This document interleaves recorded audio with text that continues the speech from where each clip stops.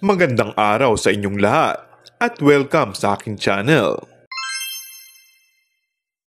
Kapag nakikita sina Coco Martin at Julia Montes ay lantara na at hindi naman nila itinago na silang dalawa nga ay nagsasama. Nakikipag-picture taking na sila at binabati pa ang lahat ng mga nakakakita.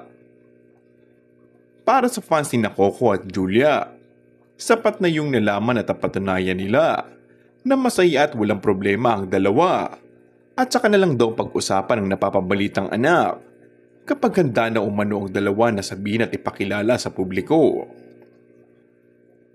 Sa tuwing may lakad o bakasyon sina Coco at Julia, marami tuloy ang napapatanong kung bakit wala silang kasamang anak.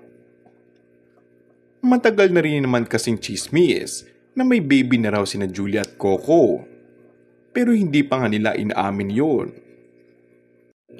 Maski nga ang pagkakaroon ng feeding battle sa ilang mga litrato ni Coco ay sapat ng dahilan para bigyan ito ng kahulugan ng netizens.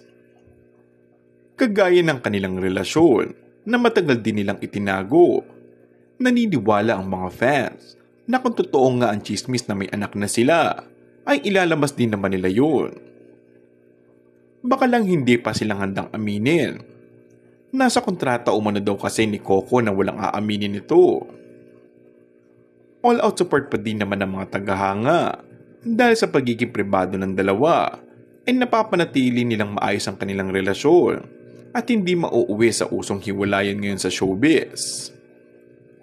Say ng mga fans, basta ngayon maging happy na lang tayo na masaya sa kanilang relasyon sina Coco at Julia at binubuksan na nga nila sa publiko ang katotohanan kaya't antay-antay na lang tayo.